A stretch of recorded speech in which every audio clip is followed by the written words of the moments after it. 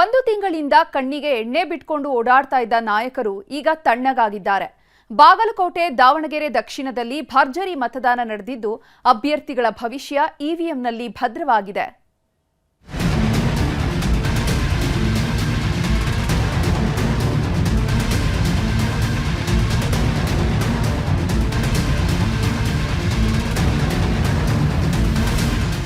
ಕಳೆದೊಂದು ತಿಂಗಳಿಂದ ಅಬ್ಬರದ ಪ್ರಚಾರ ಮಾಡಿದ್ದ ಅಭ್ಯರ್ಥಿಗಳ ಭವಿಷ್ಯ ಇವಿಎಂ ಮಷಿನ್ನಲ್ಲಿ ಭದ್ರವಾಗಿದೆ. ಬಾಗಲಕೋಟೆ ಮತ್ತು ದಾವಣಗೆರೆಯ ದಕ್ಷಿಣ ಅಭ್ಯರ್ಥಿಗಳ ಹಣೆಬರವನ್ನ ಕ್ಷೇತ್ರದ ಜನ ಬರೆದಾಗಿದೆ. ಎರಡು ಕ್ಷೇತ್ರದಲ್ಲಿ ಭರ್ಜರಿಯಾಗಿ ಮತದಾನವಾಗಿದ್ದು, ಎಷ್ಟು ದಿನ ಕಣ್ಣಿಗೆ ಎಣ್ಣೆ ಬಿಡ್ಕೊಂಡು ಓಡಾಡಿದ್ದ ಅಭ್ಯರ್ಥಿಗಳು ಈಗ ತಣ್ಣಗಾಗಿದ್ದಾರೆ.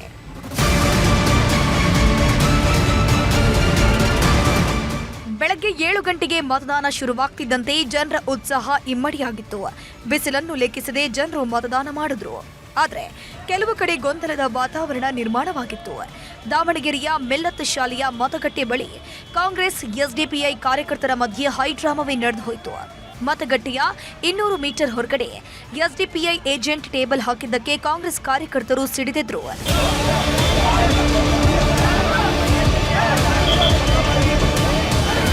ಇನ್ನು ಇದೇ ಮತಗಟ್ಟೆಯಲ್ಲಿ ಅಚ್ಚರಿಯ ಘಟನೆಯೊಂದು ನಡೆದಿದೆ.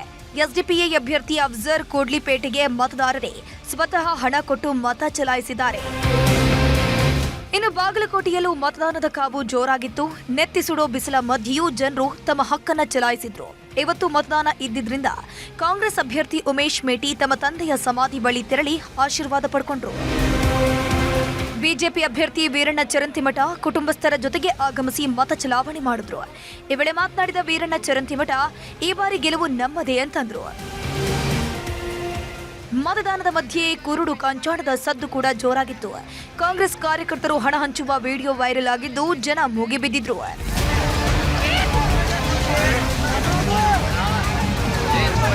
ಇನ್ನು ಚುನಾವಣೆಯ ಬಗ್ಗೆ ಮಾತನಾಡಿದ ಲಕ್ಷ್ಮೀ ಹೆಬ್ಬಾಳ್ಕರ್, ಎರಡು ಕ್ಷೇತ್ರದಲ್ಲಿ ನಮ್ಮದೇ ಗೆಲುವು ಅಂತಂದ್ರು.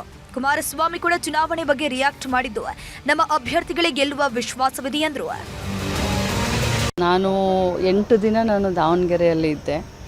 ಗ್ರೌಂಡ್ ರಿಪೋರ್ಟ್ ತುಂಬ ಚೆನ್ನಾಗಿದೆ. ನಮ್ಮ ಗ್ಯಾರಂಟಿಗಳು ಮನೆಗೆ ತಲುಪಿದ್ದಾವೆ. ಗ್ಯಾರಂಟಿ ಒಂದು ಕಡೆ ಇರಲಿ, ಶಾಮನೂರು ಶಿವಶಂಕರಪ್ಪ ಅವರು ಮಾಡಿದಂಥ ಅಭಿವೃದ್ಧಿ ಕೆಲಸ ಜನ ಇವತ್ತೂ ಕೂಡ ಭಾಳಷ್ಟು ಮಾತನಾಡ್ತಾರೆ. ಸೊ ಈ ಕಡೆ ಬಾಗಲಕೋಟೆ, ಈ ಕಡೆ ದಾವಣಗೆರೆ ರಾಜ್ಯದ ಜನತೆಗೆ, ರಾಜ್ಯದ ರಾಜಕಾರಣಕ್ಕೆ ಒಂದು ದಿಕ್ಸೂಚಿ ಆಗುತ್ತೆ ಅಂತ ಹೇಳಲಿಕ್ಕೆ ಬಯಸ್ತೇನೆ.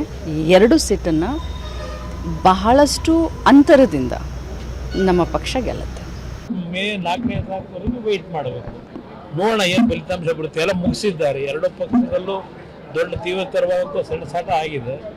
ನೋಡೋಣ, ಎರಡು ಪಕ್ಷದಲ್ಲೂ ಗೆಲ್ತೀವಿ ಅಂತಕ್ಕಂಥ ವಿಶ್ವಾಸ ಇದೆ. ನಮಗೆ ನಮ್ಮ ಅಭ್ಯರ್ಥಿ ಗೆಲ್ತಾರೆ ಅಂತಕ್ಕಂಥ ವಿಶ್ವಾಸವೂ ಇದೆ. ಒಟ್ನಲ್ಲಿ ಎಷ್ಟು ದಿನ ಕುತೂಹಲ ಮೂಡಿಸಿದ ಚುನಾವಣೆಗೆ ತೆರೆ ಬಿದ್ದಿದ್ದು ಗೆಲುವು ಯಾರಿಗೆ ಅನ್ನೋದೇ ಯಕ್ಷ ಪ್ರಶ್ನೆಯಾಗಿದೆ. Bureau report, news 18.